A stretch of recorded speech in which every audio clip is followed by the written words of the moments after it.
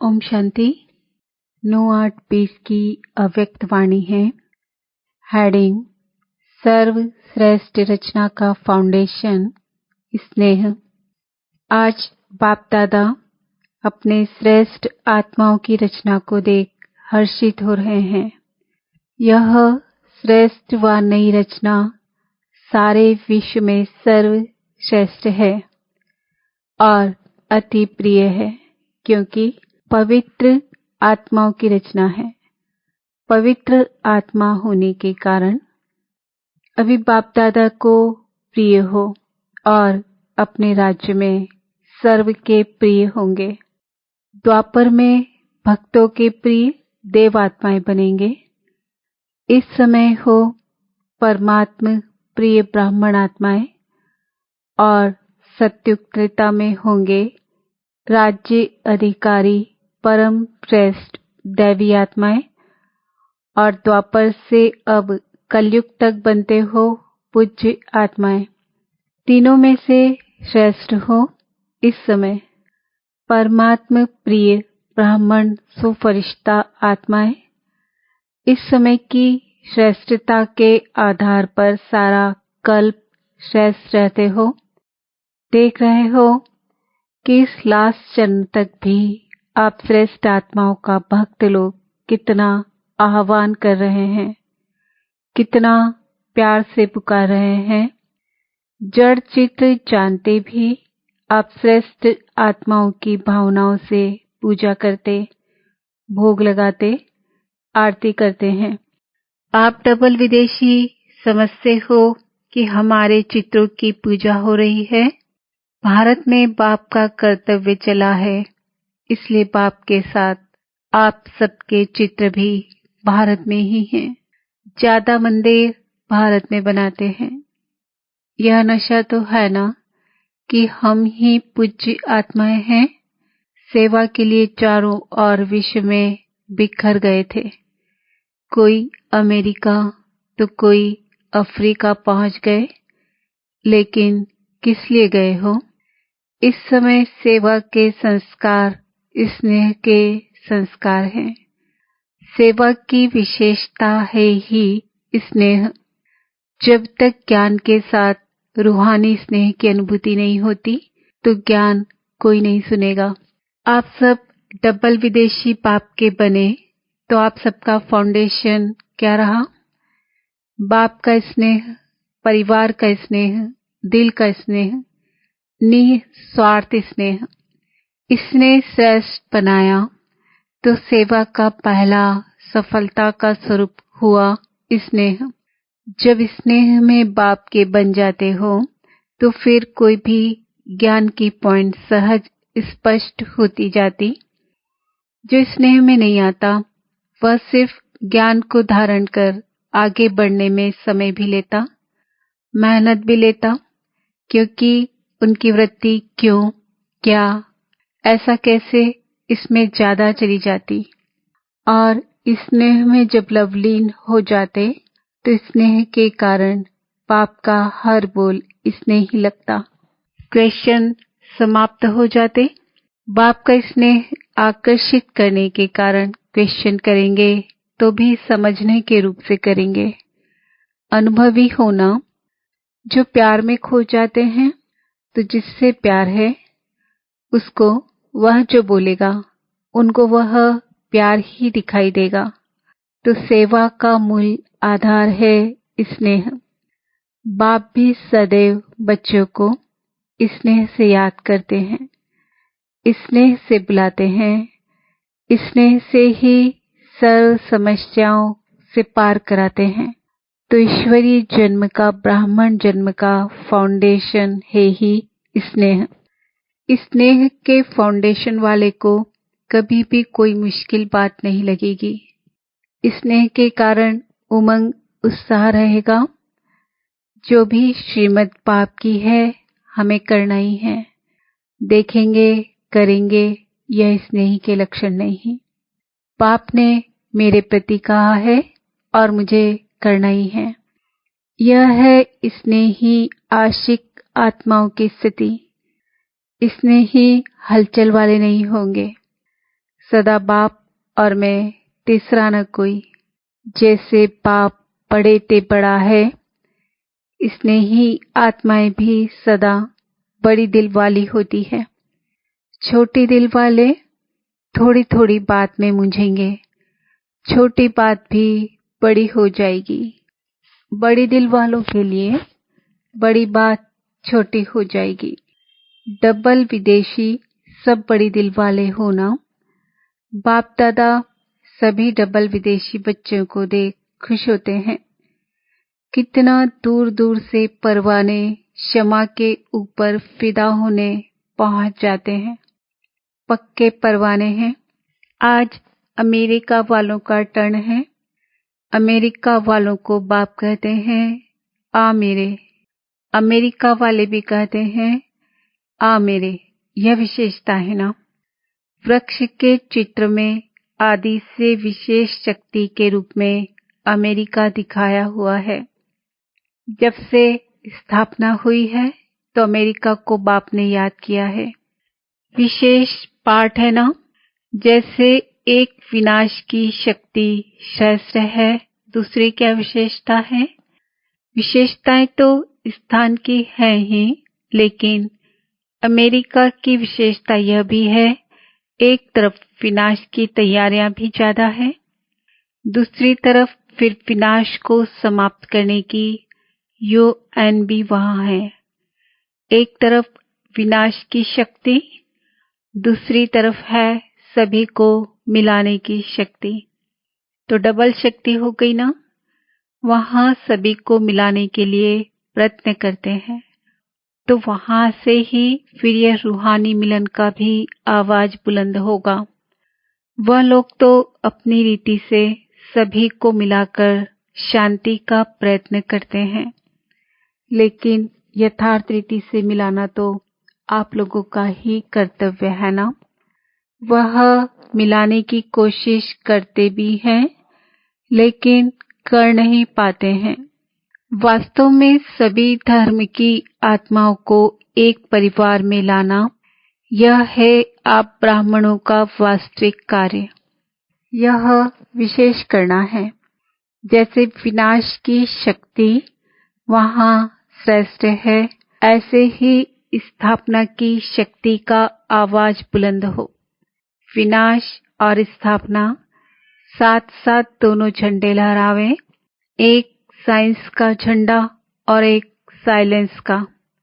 Science की शक्ति का प्रभाव और साइलेंस की शक्ति का प्रभाव दोनों जब प्रत्यक्ष हों तब कहेंगे प्रत्यक्षता का झंडा लहराना। जैसे कोई VIP किसी भी देश में जाते हैं तो उनका स्वागत करने के लिए झंडा लगा लेते हैं ना। अपने देश का भी लगाते हैं और जो आता है उनके देश का भी लगाते हैं। तो परमात्मा अवतरण का भी झंडा लहरावे, परमात्मा कार्य का भी स्वागत करें। बाप का झंडा कोने कोने में लहरावे, तब कहेंगे विशेष शक्तियों को प्रत्यक्ष किया। यह गोल्डन जुबली का वर्ष है ना। तो गोल्डन सितारा सभी को दिखाई दे। कोई विशेष सितारा आकाश में दिखाई देता है तो सभी का अटेंशन उस तरफ जाता है ना। यह गोल्डन चमकता हुआ सितारा सभी की आंखों में, बुद्धि में दिखाई दे। यह है गोल्डन जुबली मनाना। यह सितारा पहले कहाँ चमकेगा? अभी विदेश में अच्छी वृद्धि हो रही है और होनी ही है। बाप के बिछड़े हुए बच्चे कोने कोने में जा छिपे हुए हैं। वह समय प्रमाण संपर्क में आ रहे हैं। सभी एक दूसरे सेवा में उमंग उत्साह से आगे बढ़ रहे हैं। हिम्मत से मदद भी बाप की मिल जाती है। ना उम्मीद में भी उम्मीदों के दीपक जग जाते हैं। दुनिया वाले सोचते हैं यह होना तो असंभव है, बहुत मुश्किल है और लगन निर्विघ्न बनाकर उड़ते पंछी के समान उड़ाते पहुंचा देती है। डबल उड़ान से पहुंचे होना, एक प्लेन, दूसरा बुद्धि का विमान। हिम्मत, उमंग के पंख जब लग जाते हैं तो जहां भी उड़ना चाहे उड़ सकते हैं। बच्चों की हिम्मत पर बाप दादा सदा बच्चों की महिमा करते हैं। हिम्मत रखने से एक से दूसरा दीपक जगते माला तो बन गई है ना। मोहब्बत से जो मेहनत करते हैं उसका फल बहुत अच्छा निकलता है। यह सभी के सहयोग की विशेषता है। कोई भी बात हो, लेकिन पहले दृढ़ता, स्नेह का संगठन चाहिए। उससे सफलता प्रत्यक्ष रूप में दिखाई देती है। दृढ़ता कल राठी जमीन में भी फल पैदा कर सकती है। आजकल साइंस वाले रेत में भी फल पैदा करने का प्रयत्न कर रहे हैं, तो साइलेंस की शक्ति क्या नहीं कर सकती है। जिस धरनी को स्नेह का पानी मिलता है, वहां के फल बड़े भी होते और स्वादिष्ट भी होते हैं।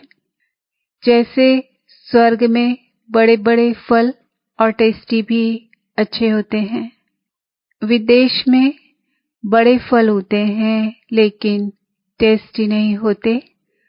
फल की शक्ल बहुत अच्छी होती लेकिन टेस्ट नहीं। भारत के फल छोटे होते लेकिन टेस्ट अच्छी होती है। फाउंडेशन तो सब यहाँ ही पड़ता। जिस सेंटर पर स्नेह का पानी मिलता है, वह सेंटर सदा फलीभूत होता है। सेवा में भी और साथियों में भी। स्वर्ग में शुद्ध पानी, शुद्ध धरती होगी, तब ऐसे फल मिलते हैं। जहाँ स्नेह है वहाँ वायुमंडल अर्थात धरनी श्रेष्ठ होती है। वैसे भी जब कोई डिस्टर्ब होता है तो क्या कहते हैं, मुझे और कुछ नहीं चाहिए, सिर्फ स्नेह चाहिए। तो डिस्टर्ब होने से बचने का साधन भी स्नेह ही है। बाप दादा को सबसे बड़ी खुशी इस बात की है कि खोए हुए बच्चे फिर से आ गए हैं। अगर आप वहां नहीं पहुंचते तो सेवा कैसे होती। इसलिए बिछुड़ना भी कल्याणकारी हो गया और मिलना तो है ही कल्याणकारी। अपने अपने स्थान पर सब अच्छे उमंग से आगे बढ़ रहे हैं और सभी के अंदर एक लक्ष्य है कि बाप दादा की जो एक ही आश है कि सर्व आत्माओं को अनाथ से सनाथ बना दे। यह आश हम पूर्ण करें। सभी ने मिलकर जो शांति के लिए विशेष प्रोग्राम बनाया है वह भी अच्छा है। कम से कम सभी को थोड़ा साइलेंस में रहने का अभ्यास कराने के निमित्त तो बन जाएंगे। अगर कोई सही रीति से 1 मिनट भी साइलेंस का अनुभव करे तो वह 1 मिनट की साइलेंस का अनुभव बार बार उनको स्वतः ही खींचता रहेगा, क्योंकि सभी को शांति चाहिए। लेकिन विधि नहीं आती, संग नहीं मिलता है। जबकि शांति प्रिय सब आत्माएं हैं, तो ऐसी आत्माओं को शांति की अनुभूति होने से स्वतः ही आकर्षित होते रहेंगे। हर स्थान पर अपने अपने विशेष कार्य करने वाले अच्छे निमित्त बनी हुई श्रेष्ठ आत्माएं हैं। तो कमाल करना कोई बड़ी बात नहीं है। आवाज फैलाने का साधन है ही आजकल की विशेष आत्माएं। जितना कोई विशेष आत्माएं संपर्क में आती हैं, तो उनके संपर्क से अनेक आत्माओं का कल्याण होता है। एक वीआईपी द्वारा अनेक साधारण आत्माओं का कल्याण हो जाता है, बाकी समीप संबंध में तो नहीं आएंगे। अपने धर्म में, अपने पाठ में उन्हों को विशेषता का कोई न कोई फल मिल जाता है। बाप को पसंद साधारण ही है, समय भी वह दे सकते हैं। उन्हों को तो समय ही नहीं है, लेकिन वह निमित्त बनते हैं तो फायदा अनेकों को हो जाता है। अच्छा, सदा अमर भाव की वरदानी आत्माएं हैं, ऐसा अनुभव करते हो? सदा वरदानों से पलते हुए आगे बढ़ रहे हो ना? जिनका पाप से अटूट स्नेह है वह अमर भव के वरदानी है, सदा बेफिक्र बादशाह है। किसी भी कार्य के निमित्त बनते भी बेफिक्र रहना, यही विशेषता है। जैसे बाप निमित्त तो बनता है ना, लेकिन निमित्त बनते भी न्यारा है, इसलिए बेफिक्र है। ऐसे फॉलो फादर, सदा स्नेह की सेफ्टी से आगे बढ़ते चलो। स्नेह के आधार पर बाप सदा सेफ कर आगे उड़ा के ले जा रहा है। यह भी अटल निश्चय है ना? स्नेह का रूहानी संबंध जुट गया। इसी रूहानी संबंध से कितना एक दो के प्रिय हो गए। बाप दादा ने माताओं को एक शब्द की बहुत सहज बात बताई है। एक शब्द याद करो, मेरा बाबा। बस मेरा बाबा कहा और सब खजाने मिले। यह बाबा शब्द ही चाबी है खजानों की। माताओं को चाबियां संभालना अच्छा आता है ना, तो बाप दादा ने भी चाबी दी है। जो खजाना चाहे वह मिल सकता है। एक खजाने की चाबी नहीं है, सभी खजानों की चाबी है। बस बाबा बाबा कहते रहो तो अभी भी बालक सो मालिक और भविष्य में भी मालिक। सदा इसी खुशी में नाचते रहो। अच्छा, मीठे मीठे सिकिल दे बच्चों प्रति माता पिता बाप दादा का याद प्यार गुड मॉर्निंग। रूहानी बाप की रूहानी बच्चों को नमस्ते। हम बच्चों की भी बाप दादा को याद प्यार गुड मॉर्निंग नमस्ते। ओम शांति।